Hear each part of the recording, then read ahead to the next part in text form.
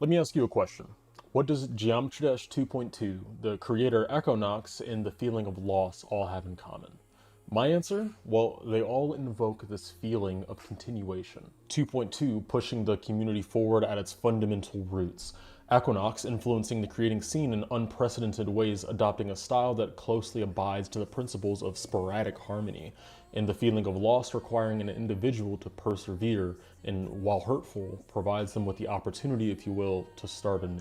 This moment of realization that growth is internal, that change only happens once you open yourself up to it, is in fact the successor to In Liminal, but it's also its sole inspiration.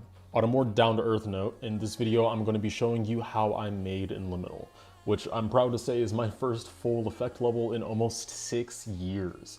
This will be a tutorial of sorts, but also a story. Each part I'll explain exactly how I made the effects and visuals for it, while also giving you some insight into my inspirations, ideas, as well as showing you a few scrapped concepts along the way. Also, if you like these kinds of videos, consider subscribing. I make tons of videos like these, tutorials, I stream, make shorts. It's a great time over here. But yeah, let's get into it.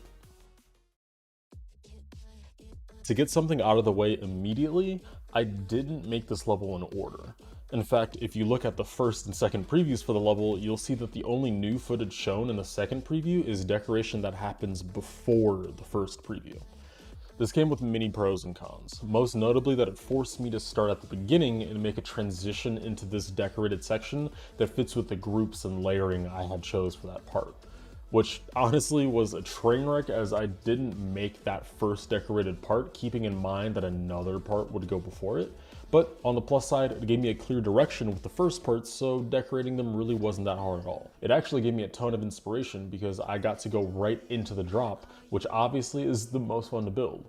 So overall, my advice to you is that if you're making an effect level similarly to what I'm doing here, then making it in order would be a lot easier on you. But if you're making a design, art, modern, or really any other kind of level that doesn't require a ton of layering tricks, then making it out of order can definitely be better for you. So each section of this level has some sort of effect or art piece that is the center idea. For this section, it's pretty clear that I have these circles that are doing an effect that reveals the squares underneath. This is called masking. And how it's done is actually pretty simple, so let me take you through it. So imagine we have a 4x4 square. We give each of them the exact same color and give that color blending. Now, if you know how layers work, you'll know that blending only actually goes above or below non-blending objects if it's on a separate Z layer. And if they're on the same layer, then it'll show up below the object. So we're going to use this to our advantage. Let's grab ourselves a circle and give it the copy background color function. As is, we won't be able to see the circle at all, obviously. But let's go back over to our 4x4 square and give the bottom left and top right blocks B1, while giving the top left and bottom right B2, making them below the other ones. Now, let's grab our circle one last time and give this layer B2. Now, if we put on free move and just put the circle on top of our pattern, you'll see the circle only appears over the blocks that are under it, while keeping the other ones intact. It's seamless. I took it to a slightly higher level in Liminal by just making a more intricate pattern for the layering, having these outer blocks and inner squares, and also making it so that the revealed smaller squares in the design actually become the new hitboxes that you can land on. But in essence, the concept is exactly the same. Additionally, I also have these highlight designs that I actually made maybe a year ago for my Twitter page, which you should totally go follow. There's not much to them, but I think it's a nice touch. Now, this next section is probably the most ambitious thing that I have ever created, like ever. I will say that there's not a ton to explain about how this works. It's really just keeping track of your layering and setting yourself up for success by giving room for new effects or designs if you are going to make them. So, getting into it. There are 4 major steps happening here. Firstly, we have the ground that ruptures and breaks to the beat of the song. And these are just simple move triggers going up and down in positions that I want to work with the gameplay I had set. When the second beat hits and they're all in place, now we're on to our second stage, where I have a ground that gets revealed coming from the top and bottom pillars here and here. How I did this is that I have a layer underneath the pillars that have a line of blocks. one on the bottommost layer being the ground color, and another right above them that is the background color. So it looks like they're not even there. When I'm ready to open up the ground for the effect, I'm really just moving away the background colored blocks to reveal the ground that was always there. Once the ground is revealed, I can move all of the new details on screen afterward. For our third step, a similar idea is done. Now that we're in a robot game mode, we don't need the ceiling anymore because we're not going to touch it. So for the first beat, I just move the ground up and clear the space for the block designs to move in at the same time. After the first move of the blocks coming in, I then introduce the fourth and final section at the bottom here before it actually happens in the gameplay. I don't usually do this because it can be too visually confusing, but because the fourth effect includes you phasing through the ground that was previously solid, I thought having the portal be there beforehand would be a nice indicator to the player that, hey, you do in fact go that way. So the fourth effect we have is taking this ground that is currently the highest layered object and moving it up as the player goes down to make the ground our new background. I didn't have to do any additional layering or tricks here, since typically you'll always want your ground to be the highest layered part of your build. So into the wave, we have some very minimalistic designs accompanied by some light effects for song representation. While exiting this part, I wanted to make a less integrated transition that would actually make you feel like you're in a new location. So I took some notes from my part in Proto Flicker once again and used the screen expanding effect to give ourselves a completely new layer of design to work with. I essentially took a group of 4 rectangles and layered them above the previous block designs. I then put small 45-degree divots in them. This was done so that later, when I made them all contract into a smaller diamond shape, it would look like an 8-pointed shape instead of the typical diamond or square shape I've done elsewhere. On top of this though, I also didn't want the diamonds to just be an empty void in the background for the next part. So using some art that I made months prior, I added some buildings and a moon that have a small parallax effect when they move in. Lastly, I also have a custom ground that I made to not allow the wave to touch the ground itself. It was just a string of blocks with some of those deadlocked ground spikes attached to it. These all move in at the same time that the ground does, so it all feels smooth and connected. Some months ago, I had seen a graphic design video that was based around shapes, and that really inspired me for the next few sections. It's really interesting stuff and fun to study for me, having this balance between lines and solid shapes, all while keeping a balance of color as well. So this was my first try at it, and I honestly think I did a pretty good job, but obviously I can improve. So the next big effect we have here is actually using some misdirection as well as some foreshadowing. The base idea is that where the song makes these sporadic fluttery noises, the triangles and background are all going to freak out and turn into a bunch of fun colors.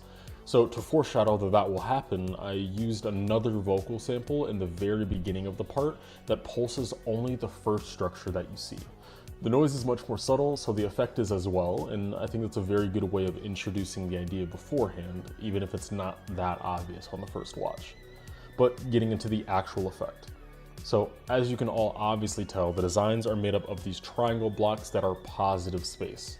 However, in Geometry Dash, there is really no way to discern the difference between positive and negative space because it's a 2D game. So while these blocks are all pulsing and turning different colors, I actually hide the fact that there is this specific triangle that's actually negative space. You're not looking at an orange triangle, you're actually looking at the new background that's yet to be revealed. And so with that idea, I use the exact same expanding effect I used earlier, which moves these massive background color blocks outward to then reveal our new section. There's also a trick I did here to make it feel more seamless. Now you'll notice that both of these sections use triangles as the primary shape. So I use that to our advantage again. By layering the inner details of the next part above our masking effect, you can now see a very integrated version of the next part's path before you even get to it. I also added the orbs and portals for the next part so you're not blindsided by a jump coming out of nowhere. On the topic of these designs here, we're actually reintroducing an idea but done it in a completely different way. So remember how in the first part we had this masking effect that showed a pattern using some clever layering? Well, as you can see, we have that same pattern happening here, but this time it's not done in the same way. In fact, the way that it's used here is a lot more complicated, and I'd love to take you guys through it. So let me introduce you to color cancellation. a method of masking in GD that's actually been known for quite a long time. A few years ago, Sputniks made a video talking about it, and I used that as well as the teachings from some of my other friends to make this part come to life. So what is color cancellation? Well, it's using blending in primary colors to their fullest. As you guys know, not all colors are made equally. In Geometry Dash, nowhere else. Using blending, as you can see, if I use the pure color cyan over, say, the color red, they'll mesh together to just create a brighter version of the two. But if I put, say, the color cyan over green instead, it now becomes something interesting. Even though they're different colors and both have blending on, the green is hidden when it touches the cyan. So we can use this to our advantage.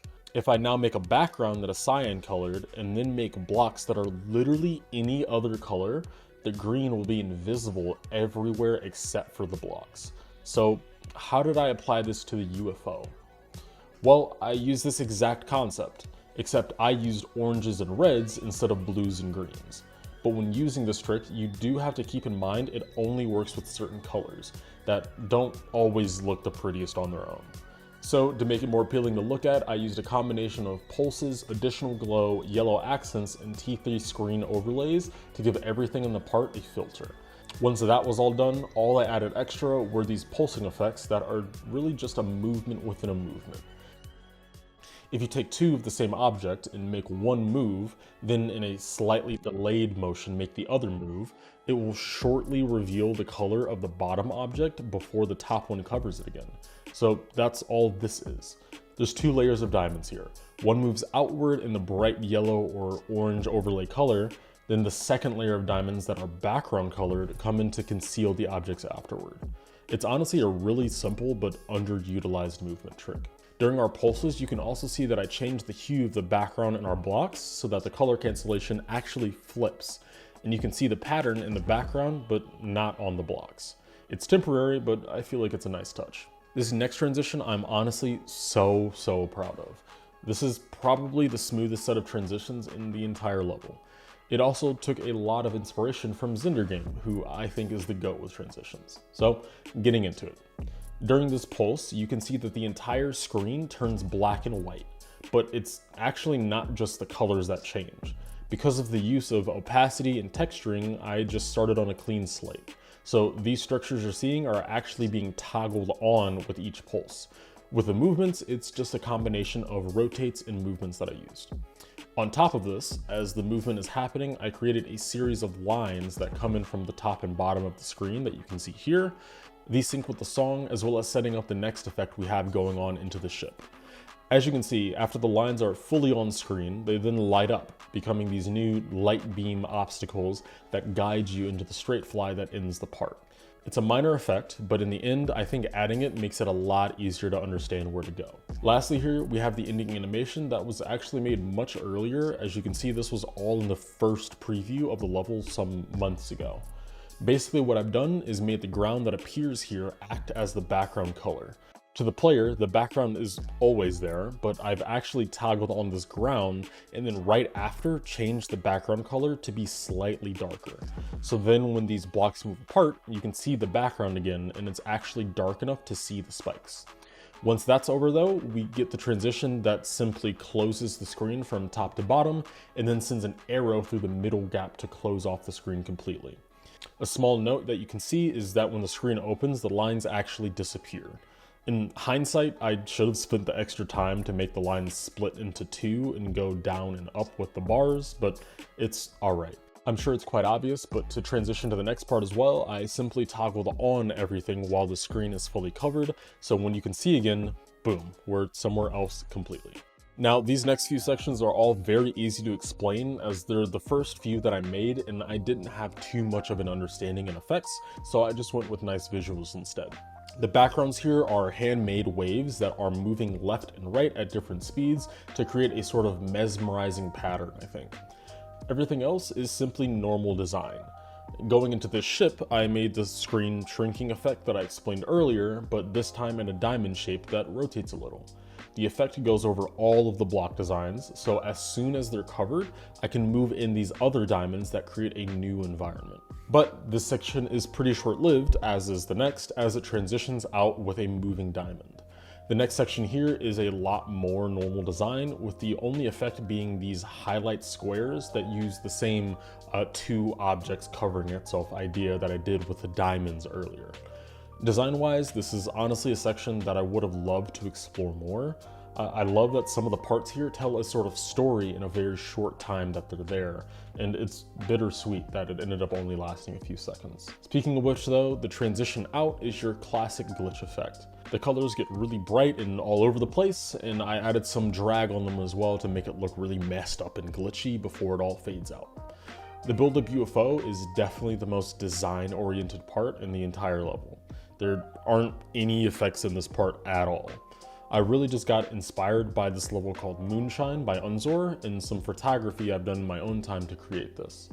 My process of creating this moon though, I think were quite interesting though. I actually made it using negative space. So what you're seeing in the background is actually a bunch of blocks, and then right where the moon is, that is where there's nothing going on. And then I put all of my coloring, glow, everything there so that I could hide the shading behind a clean round edge. So moving into the drop transition for the end of the buildup. So while I was making the sections before this, I actually got a bit of feedback from my peers. Their main bit of advice that I should try not to completely cover the screen when I go from part to part. Finding an organic way to move on from each would feel much cleaner. So from here on is when I tried my best to make transitions feel as integrated as possible instead of fading off. I made the moon and decorations from the last part sweep away, as the arrows for the next part were all sweeping in. I also added the funny anime speed lines that make it look like everything else is moving way faster than it actually is.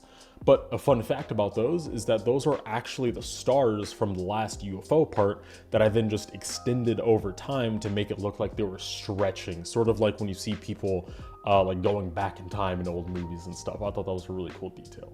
This was to try and amp up the speed to make it feel as continuous as I could, which for a build-up I think is really important. How this part works though is that there are black lines that appear from the bottom and the top, moving in from the right side of the screen.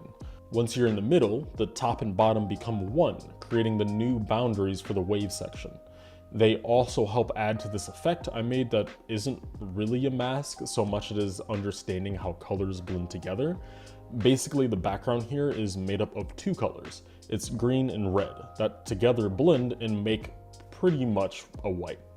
But then I also added these blocks, which are more of a pinkish purple, that are layered above the red but below the green and do not have blending.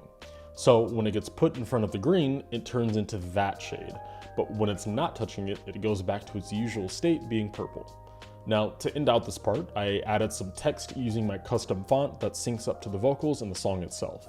The movements I chose here are all inspired by motion graphics and cinematography. It's essentially using the movement to guide your eyes on where to look next. So if you look, you can see that the first text starts moving to the left really fast before disappearing. So then when the next text appears and it's on the left side of the screen, it feels natural.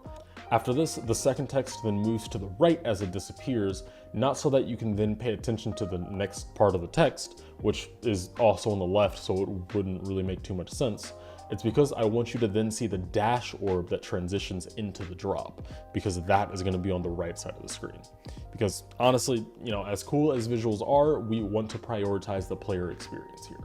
So let's get into the drop. Hey, pause. I have a Discord server in case you didn't know. It's honestly where I spend most of my time, so if you've ever just wanted to talk to me or invite me to something or get early access into some of the videos that you guys like, then join. It's a link down in the description below. Have you ever started a level with the hopes that you'd finish it, but you never actually knew that you could? Well, now I've reached the drop. Honestly, up until this point, I had those same thoughts. What if I run out of ideas? What if I can't make any more good parts? You know, the usual problems. But if I was even gonna start this next part, I knew I had to commit myself to this level. From this point on, I knew In Liminal was going to be finished. And so I started to pull a bit more from my resources and breathe a little bit. And I think from here on, this is where the level stops being just a collection of ideas and more of an actual complete level. And hopefully you're still with me here because the best parts are yet to come. Let's get into it. Firstly, we have the dash orb effect, which looks really complicated, but is really just a lot of the same tricks I've already explained. So the 45-degree lines you're seeing are the same two objects covering itself effect that I explained in the UFO part earlier. The reds and blues you can see here is me spending the time to recreate the shapes that fill in the little gaps in the block designs. I then gave the shapes groups and pulsed them on randomly. Now, the coloring is also an interesting part of this. So, because the plexus blocks, which is what this type of block design is, I suppose, are a shade of gray, I can use this to my advantage to always have a good contrast. So if the background is white, the blocks will look very dark against it. But if the background is black, then it'll light up the scene and still have that contrast. So that's what I used here for this effect. There's never a moment where you don't know where these are. Lastly, we have the ground here. At the very bottom, you can see a glow line representing the floor, and that's actually the same glow in blocks from the transition beforehand, as you can see the other ones moving upward during the dash orb. The actual blocks here are just a combination of lines and circles, completely derived by the idea of plexus art you can research online. As you touch them, you can see I used the blue and red blocks more as they react to the player dynamically, pulsing where you touched it and falling a bit like gravity actually applies to them. There are also more out of focus background plexus shapes that are made using glow. Additionally, to make the path a bit more clear, I added floating spikes that slowly rotate and move around, giving the part some life. For this next section, I initially had something completely different. The idea was that the screen would split open like a banana peel, revealing the part underneath, but I couldn't figure out a way to make that work, unfortunately. So instead, I went with this grid shrinking effect.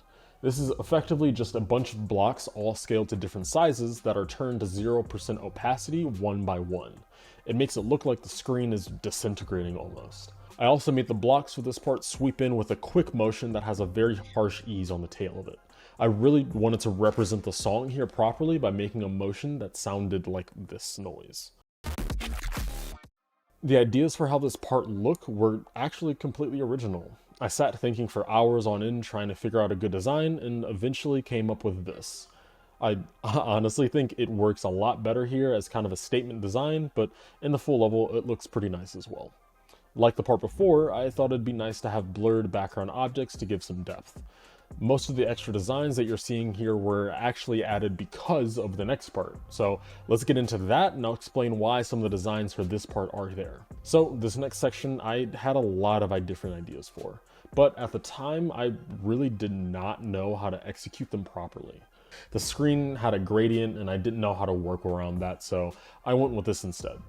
How this works is utilizing color cancellation once again. I use the fact that this specific shade of yellow and blue mesh perfectly with each other, while the yellow shows a ton on this shade of red. So now you get a design that normally wouldn't be possible showing up on the blocks and spikes. I do think that this shows that sometimes when you use gimmicks or effects, it doesn't always have to be the highlight of that section. It can sometimes just be a feature that makes the part look just that much better. Afterwards, I added these cloud sort of shapes as well as the 2.1 dungeon floating monster things. It was originally just a joke, but then we unironically thought it fit well, so I ended up keeping them. I even named one of them. Look, it's Dareth. Look at the little guy. Wait, look at the little guy. So yeah, I wanted to fill up the section as best as I could and create a fuller environment. So I went back and added some of those aspects to the wave. It's a nice touch to make the parts feel related, like they're in the same world, but not exactly in the same place. While exiting this section, I made what is probably the most straightforward part of the level. In this transition, I simply toggle off the last part and toggle on the glow, and that's it. So going right into the next section, I did the same opening up the screen idea that I introduced for the ending of the ship here. The effect here is really quite simple. Basically, I have these blocks that use hue shifting to create a rainbow that are placed underneath the ground, then I have a gray overlay on all of the blocks that's above the ground. So when the ground covers the rainbow, you see the gray. I did the same thing for the X decorations. The only other things here are some minimalist decorations that are again inspired by a lot of motion graphics. Into this next transition, we have a very short idea that you may not have even noticed. So initially what I wanted to do here was have the gap here to shrink down and then move to the left, which would make it look like the end of a rectangle. So after that moves to the left, I'd then show a bunch of other rectangles moving in from the right of the screen. Then as you reach the next portal, one of the rectangles open up, revealing the next part, which would be the circle idea that I actually did make into the level. However, the idea, while nice, didn't work out with how fast the song was. So I scrapped it, only keeping the gradient on the very first rectangle here. Funny how there's such a long story behind such a small and insignificant detail in the long run. So anyway, this background closes out and I move the details from the last part to the left so it's off screen, and then use this movement effect to make an expanding circle revealing the next section. The way I made the circle was by getting a bunch of the same block and creating a lens shape with them. Once I have the shape, then I can use a rotate and move trigger to move them all outward away from the center. This is actually exactly how actual lenses on cameras are made. This isn't exactly a circle, I'll admit, but the more edges I give the shape, the closer to a circle it'll look. It's really just up to how many you want to do. Going into the ship in UFO, we have another circle-based section that actually has some pretty difficult things going on behind the scenes. So looking at this part right now, try and number all of the circles that you can see that have gradients in them. These are actually negative space. So I've created a circle shaped hole in the background and then filled it with a gradient made with blocks in normal glow. This is again so that you don't have any funky edges with glow, and so I can make more subtle hue shifts. Additionally, we have more out of focus circles in the background. These have varying colors and sizes, which again I think gives the part some nice depth. Here we have a very quick transition in between the two sections that is just two black bars on either side with some text that shows up saying improper vibe. I planned to have that text originally show up in the orange UFO from earlier, but it just didn't fit, so I added it here instead. I think that this section is probably the least inspired part of the entire level. While I do still enjoy it to a degree, it doesn't have as much of an explanation behind it or really a core theme to make it feel like an environment on its own. But, you know, that's just something to improve on for the future. Now we are in the last 30% of this project, which I definitely think is the biggest highlight. So to smoothly exit from this last section, I just have the colors slowly shift towards the blue shades that I wanted moving forward. I think that this also just sets the tone of the song that is about to change as everything gets darker and more spaced out. Now that the previous blocks are off screen, I now have the opportunity to introduce the stars for the next part. Each star is made of one of these circle objects. I used to use these corner pieces, but I've recently found that corner pieces work better for particles and dust, while the circles generally work better for stars. Now, originally my idea for this part was much different once again. I wanted to make a giant star map, where you'd be moving across all these different locations, constellations, while jumping across all of them. I even went through the effort of making these giant circles for the map and everything, but when I put the map in, it just looked terrible. The stars not moving at all just looked really stagnant, the colors clashed with the background, everything, and the constellations didn't fit in either. It was a mess. So instead, I decided to go with a moving set of stars, sort of like the videos where you watch the stars move across the sky in a time lapse. There are about 10 set groups that the stars are assigned to, each rotating at a slightly different speed and rotation, so you can get these dynamic movements. Also, to not totally waste my time, I did end up putting the star map in pulses, but it's hilarious how little impact the hours of time actually made. Additionally, since the constellations by themselves didn't add really any contrast to the part, I ended up adding some grayish blue block designs. These came to be by looking through some old castle architecture and also drew inspiration from Knott's with his level Radiant Glen. It helps fill up the space a lot and adds to the structure with a more solid environment, I think. Now, a lesson with transitions that myself and many others misunderstand is that the objects or text used in transitions do not need to smoothly move on screen in order for it to feel smooth or cohesive or natural. Smartly toggling objects on in sync with the song or in relation to other pre-existing objects is a good starting ground to make more sudden movements for your transitions. So moving into this next section, having fast transitions like this that can't be set up over a long period of time is okay. The diamond created here has a few layers, some of which move, which give off the impression that more is happening than there really is. So one layer of the diamond is once again doing the same two objects covering itself idea from the UFO. So you can see the inner diamond here changes the line width over time. Adding to that, we have this art piece with the same effect in the center. This is a campfire that I made at the beginning of this year, similarly to the city art that I made near the beginning of the level. To accompany the moving diamonds, I also made some stagnant lines that just flicker back and forth around the moving ones. I think it really did add to the intensity while also giving us more of a technology sort of vibe to it. That and the literal binary code at the bottom left. After the initial diamond effect is over though, I needed to transition into the actual decoration for the next part, so I just used one of the pillars to do that. When the big impact in the song hit, I shrunk down the art to make it disappear and toggled it off. I actually did want to do a bit more here, having some lines that come in from the top that resemble kind of Loco's transition in between worlds. However, once again, I found that that was way too hard, and for how quickly it would have happened, I didn't find it worth the time to figure out how to make it work properly. Now I have to work with this next environment. The structuring for this section was heavily inspired by this graphic design video I saw with a friend. However, seeing how direct and simple this concept was, I wanted to do a little more. I'm not exactly sure where I got the inspiration from. Maybe I can put up some pictures if I can find some, but I remember this being kind of a bold colored flag idea hanging from castles in architecture. I'm sure it's from some Disney movie I watched as a kid or something. But what's so crazy about this art is that it's on an angle. Looking at it, you guys can tell that the edges are at a 45-degree angle. If it were straightforward, it'd just look like this, plain and simple. Since it's at this angle though, I found that you can actually use long slope shapes like this to make the same 45-degree angles on this perspective. It's crazy interesting to me how that works.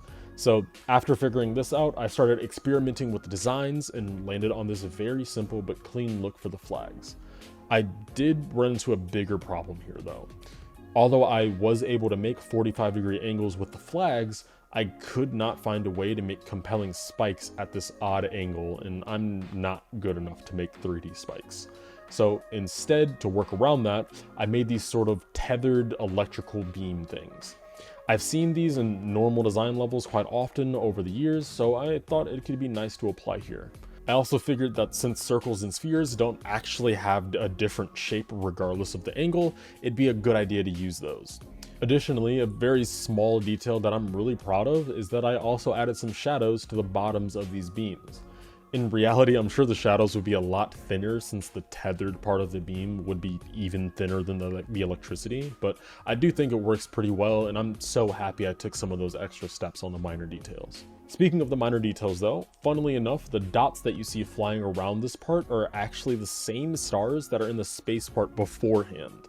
While building this, I just noticed that the rotation ended just on time and they looked nice, so I changed the color of them just a bit and kept them in to fill in the dead space a bit more. I like it. I did find that just adding the electric beams wasn't actually enough to guide the player fully, so I also added these spherical bubble looking things that act as gears. I made these originally in an unfinished level of mine where these weren't actually orbs, just repurposed them is all. Now I do think that this part has the most depth out of every part in this level, mostly because I both added background pillars and close foreground pillars. The background ones are really just shrunk down versions of the real ones, optimized for the size, and the foreground ones just have around them like a really blurred look. I definitely could have done a better job with how it looks out of focus, but oh my god, okay, this was so hard for me to make as is, I kind of just gave up if I'm honest. But another thing that I do want to explain is how I made the depth for this part. So Normally with how depth works, there's something called haze, where the farther an object gets, you have more air particles getting in between you and that object, so it begins to like kind of lower in opacity and become the color of the sky. So with this, instead of actually taking the time to change the colors dynamically of everything in the background, I just added layers of filters that are in between each layer of the pillars, so that the ones in the very, very back have a filter that make it look like it's far off in the background and starting to become the same color as the background, while the ones in the foreground have less and less of that coloring up until you get to the very front where it's just the pure color again. That's kind of a neat trick to kind of get around having to do all of that coloring, because that is so much work in color theory. Now we're on to the transition. Probably the coolest thing I've done, although I do think that I'll top it eventually. So if we look back into the part, you can see that there are multiple windows, or doors if you will, that kind of disappear into nowhere. The idea of it was something I kind of wanted to explore in the actual gameplay, but again, we're in a scenario where the part is so short that I didn't have the time to explore more intricate ideas. I think my next project will be a lot more like long-winded in that way, so parts can feel more fleshed out, but for this level, it would actively work against the theme, so here we are. Anyway, back on topic. So we have these doors that just go to nowhere. I thought the idea was cool, so I thought, well, what if this entire part was just an illusion? Now, stay with me. Everything that you're seeing here is just a wall, and entering this door lets you enter whatever, dimension or next layer there is that's past this one. So the first step that I took was by pausing the level on a certain frame and taking notes on where every pillar and structure was right when that happened. Once I had the positions of all of them, I copy and pasted them into those positions so that I can make them into a wall that would pause as soon as you got to it. But then I got another idea. To really showcase that this was a wall, a new location, what if the wall fractured, moving in separate sections? I thought of this like completely on my own, but I did get inspired for the shaping of it from this shot in this graphic design video. So now we have a much bigger task on our hands. Here's how I did it. I already have the exact positions of all of the pillars and such here. So what I had to do is recreate all of them so that each piece would fit inside of the angled wall. For some of the grid pieces, that was extremely easy since there were only 1 or 2 colors and shapes I needed to make. But for some of the other ones, not so much. Recreating every object here for the grid took me just about 7 hours of non-stop work, and that was only the beginning. Once I finished each block, I then gave them 3D shaping, so when it moved, you could see the other sides of them, instead of it just looking like a bunch of 2D faces moving around. This took quite a long time as well, since I didn't actually layer the grid properly at first to keep the 3D in mind. And this is definitely a big reminder to all of you. Always plan out your designs and concepts before making them, especially if they're going to take a while to accomplish. This will help you with layering, group management, optimization, and making additional designs or effects after the fact. It's something that is essential when making art and effects in Geometry Dash and is completely mandatory in real life. I, for one, learned that the hard way. So after I finished the grid and relayering literally everything, I then made them move in a pyramid pattern. On top of this, I had some holographic shapes that reflect the grid that moves going in the opposite direction. This creates a much more dynamic 3D look, I think. I did also add my logo here, if you noticed, on a block to the right, which pops out a little bit. This is another asset that I made for that perspective level I showed you guys a bit ago. I spent a lot of time trying to make a circle that's on perspective. It took forever. So, ending this transition, I made all of the blocks slide back into place, sort of exploding as it does. This is pretty easily done by just pulsing each round of blocks white sequentially and tuning down the opacity after the pulse. However, the grids that have like multiple layers of objects won't tune down in opacity smoothly like the rest. So I also had to make duplicate white grids of most of the pattern, so then it would look smooth instead of clunky as the designs disappear. Overall, this transition took me around 12 hours of work, and it has around 1,000 objects in it. And it lasts for like maybe 2 seconds. Actually, no, not even 2 seconds, not even 1 second. I don't know why I do these things to myself. I just really enjoy making like tedious effects in arts for projects, I guess. Okay, so yeah, I'm not gonna lie, I'm kind of tired just explaining how long that took me to make. Yeah, so let's move on to the next section. And if you guys have seen my channel before, you might actually recognize where this came from. I made the block designs for this part actually quite a few months ago, before I even got to building the drop. I later used that block design as reference for my part in 24, which I showed you guys in a kind of blurry picture here. Yes, that's the same block design.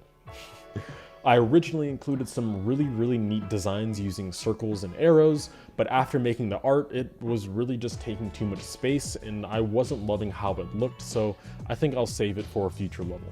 If you make ideas that just won't fit for the project you're working on, remember that you don't have to completely scrap it. Saving or even writing down ideas you have is a great way to motivate yourself later on if you're dry on inspiration. Speaking of the art piece though, this was honestly such a humbling experience. I swear looking at clouds is the kind of art that you think is super easy because it's literally just one color in whatever shape you want, include some layers maybe, and boom, you're done. Right? Absolutely not. Not even close. Absolutely not. Do not think that for a second. For clouds, you have to consider dynamic shading, highlights, edge lighting, how far light is showing through some surfaces versus others, making the edges look fuzzy, but not too fuzzy, but kind of glowy, but not too glowy. It's ridiculous. You have to make the shapes like random, like clouds are random, but not like actual random, just like how clouds are random, because clouds do look a certain way, but they can be so many different shapes. It's actually absurd. I'm not even gonna get into it. There are actually so many small things that add up in making clouds. Like any small thing that is off and all of a sudden it just doesn't look like a good cloud anymore. So honestly, I'm pretty happy with how this turned out. It definitely does look a little weird. The colors are kind of off and the actual glow work could be better. I'm completely admitting to that, but you know, considering this is an art piece that shows up for like 2 seconds and is maybe 3 blocks tall, I'm very okay with this. Unfortunately, after making this first art, I noticed that just having one art piece that followed the player seemed way too static. Custom backgrounds work pretty well long-term when it's more dynamic and has moving elements or it's covering the entire screen with the art piece. It also works out if the part of the song is very slow, so that you can then stick to one background and just let it soak in over time. But this art and this part of the song don't do any of that. So I thought, hey, it'd be cool if I just added another art piece. The first thing that came to mind was a mountain, sort of relating back to the first art being clouds, but also being different enough to feel fresh. I'll be honest with you guys though, I went into making these clouds thinking I'd make them as realistic as possible. But once I got to the mountains, I did a complete 180, thinking it'd be so much better if I just made it look 2D and stylized. I really wish that I would have just stuck with one theme or the other, but making a realistic mountain sounds way too hard and making 2D clouds just sounds boring. It's not a massive deal in the end. However, this is something that you should start paying attention to if you're a higher level creator. As you become better and better, you'll notice your areas of improvement are less about exploring and discovering new things and more about refining the things that you already know. Whether that be style consistency, like in my case here, cleaner object usage, coloring tweaks, amongst other things. If you're struggling with improving at the game and you're already at a high level, then these are some of the things to consider in some of your future projects. In my case here, I decided to make this art be Mount Fuji. I looked at several reference pictures and studied how the lighting works in different environments to land on these colors. I think it fits pretty well with the art before that's mostly bright as well. I did run into a bit of a problem though, that being a mountain in a clear sky isn't really that detailed. At least not as detailed as a full-scale clouds. So I went the extra step to also add some text to the art. This here is Japanese, and it says Satori, which has 2 meanings to me. The first, being quite obvious, is the literal definition of the word. It stands for enlightenment. It's meant to be this unexplainable experience in the Japanese culture. This also relates to the Mujo text in the previous section, which represents impermanence. It's the very ever-changing state of life, being a reminder to embrace the now, which in part, I think, is how someone can achieve a sense of enlightenment in their life. Additionally though, the word Satori represents a part of my life that I called back to a lot in this level. About like 3 years ago, I made a mini layout called Satori, although at the time I didn't really understand the importance of the word.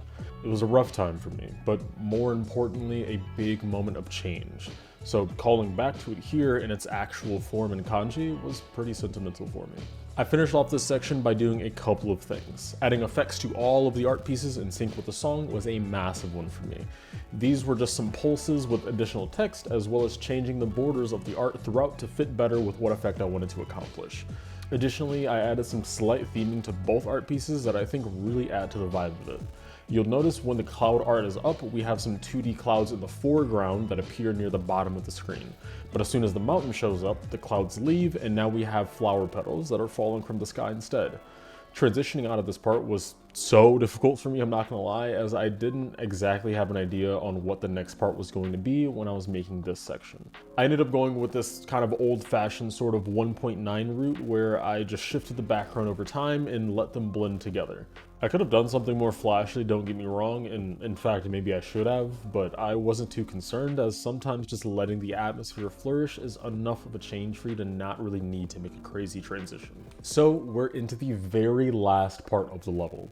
Interestingly, I don't think this is the most visually impressive part in the level by far, but it is the most technically challenging one, I think. There are 4 major effects going on here, all working on different layers together.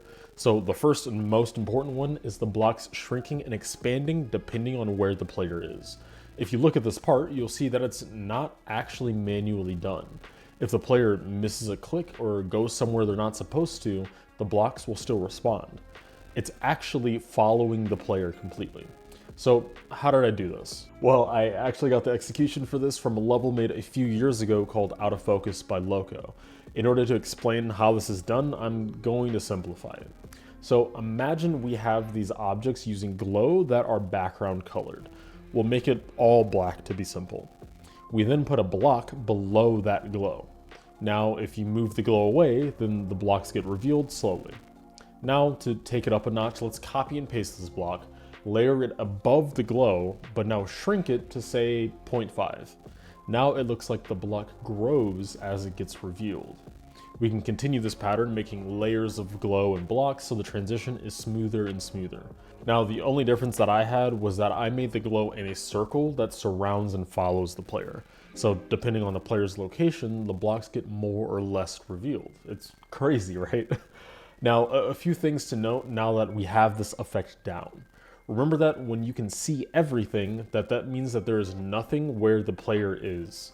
All of the glow ends in this small circle around it, so the space in the middle is just empty space so you can see the entire block. Now this is where the second effect comes to play. Since there is a space in the middle where you can see everything, I copy and pasted all of these rectangles and squares that you can see and put them on a layer below the entire effect. So when everything is revealed, you'll see that block underneath as well. I then used color cancellation again that we talked about earlier. For example, combining the colors green and purple makes this salmon-esque shade. So when we're close to that rectangle, the area will dynamically change from just being purple to now being that salmon color in a glowy circle around the player. Since this is specific to each rectangle, it makes for some really interesting moments where the glow is 2 separate colors at once, as we're close enough to both structures to see each.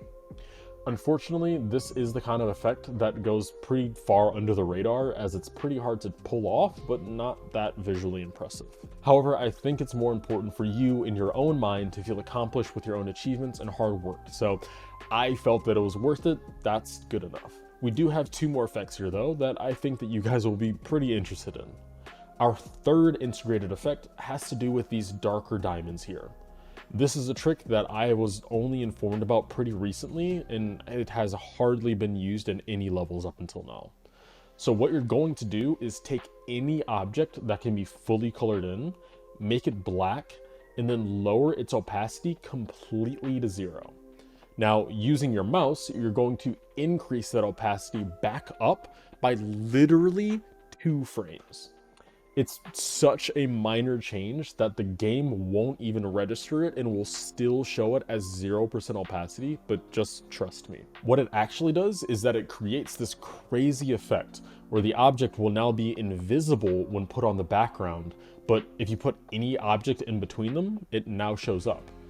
I have no idea how this actually works, but it makes some layering and effects possible that really shouldn't be. Because looking at this, anyone would assume that there are just background colored blocks outside of the rectangles blocking the diamonds. But no, not at all. It's just colors. I will say in hesitation though that this is something that might get changed or fixed in 2.2, but for now it's a crazy breakthrough in coloring. It's so crazy to me that with over 6 years without an update, we're still discovering new things within the editor. We have new styles, new gimmicks, ways to optimize and to do more with less, and that's awesome to me. That's why I love this game and this community so much sometimes. Moving forward though, we have our 4th and final effect here. This one is just an idea that adds to the rest of the part and isn't necessarily related to our integrated other 3. So we have some movements that I added where the borders of a rectangle will shrink in, making the whole thing disappear. This is a pretty simple use of background colored objects. I have a border of blocks that are seemingly invisible just outside of where the actual line borders are. So when everything shrinks, it disappears behind the line. Once it's gone though, I still had to deal with these little corner squares. I thought it'd be a nice touch, just make them push a little too far past the center point and pulse into nothing at the end. Sort of like it magically popped closed. On top of the actual structure shrinking, I also made some of the diamonds shrink and grow randomly. This isn't another trick or effect really, it's simply toggling off one size and toggling on another one over and over to give this illusion that it's shrinking and growing. Hopefully this will be a lot easier in 2.2, but for now, this will do. I think it does help with the detailed dynamics, creating a section that kind of feels a lot more alive, you know? Originally, I had some crazy ideas for how I wanted to end this level. Text zooming all the way in over and over, illusion text playing on the repeated letters in the words in liminal. There were a lot of complex things I could have done. In the end, I landed on just having my logo, simple as that, for a few reasons. I think first and foremost, I should say I just got a bit too tired by this point. I pushed very hard to get this out as soon as possible, so once I was technically done, I was like, yeah, no, I'm good. But I also did feel that having an end screen would kind of defeat the purpose of the project, and let me explain why. You see, this level is dedicated to change. This year, 2023, has been that and so much more for me. I went into the last 9, almost 10 months thinking that my future was determined, that I knew who I was and who I was with were who I would always be with. I was content and determined to be the best version of the person I thought I knew myself to be. But life, having its ever-changing plans, challenged that. I lost so much of what I thought was just a part of me at that point. My future, my aspirations, my partner, my support, my home even, it all shifted in a matter of months. November 2022.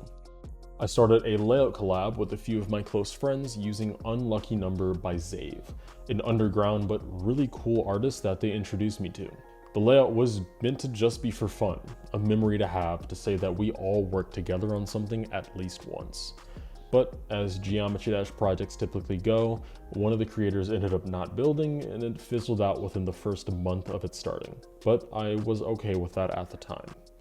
Fast forward a few weeks, and as things started to shift in my life, so too did my friendships. Out of the 2 friends working on this, I had completely lost one of them, being my best friend.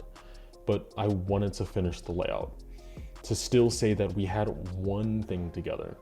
And thus, I found myself in the editor of the project one day, working. I built and came up with ideas, but as I listened to the level, I got here.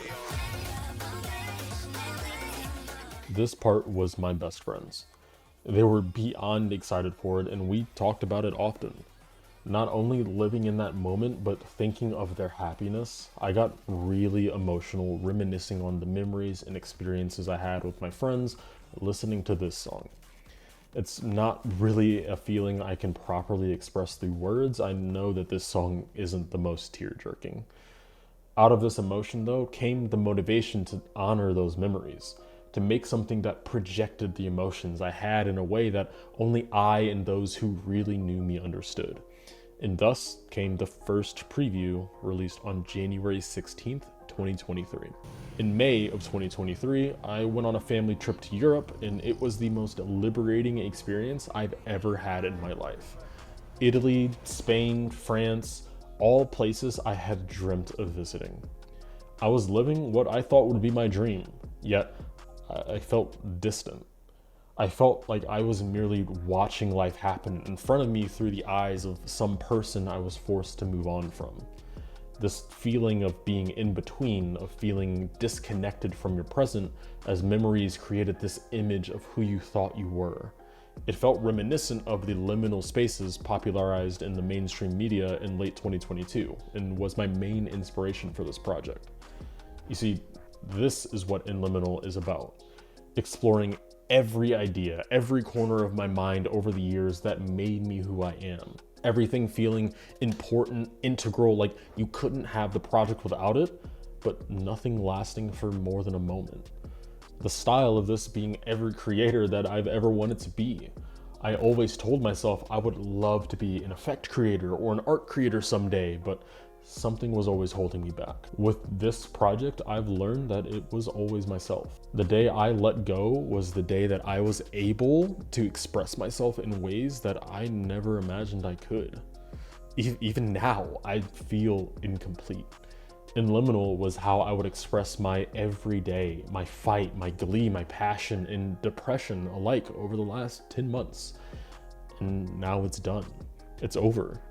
This is a moment of reflection for me, and maybe it can be for you too. This is the day of letting go, to never forget but to move forward. New passions, new friends, ideas, adventures, and a new you. You are in essence who you allow yourself to be. In Liminal was only the realization that I can be more creative, more driven, more kind, not only to others, but to myself, more careful, more daring, more happy, and more me. An end screen has and always will feel very definitive to me. An ending to an adventure, encapsulating all the feelings you had along the way. But In Liminal is a product that I don't want to have an actual ending. It actively goes against its theme, actually. In Liminal ended as me realizing who I can be and who I will be. Every level I make from now on will be in some odd way a continuation of this project. Unlike something like I Don't Want to Go, this level expresses a state of being that everyone feels at one point or another. It's a story that's not even completely about me. It's about all of us. It's ongoing and forever. So I believe an end screen would be a disservice to that principle.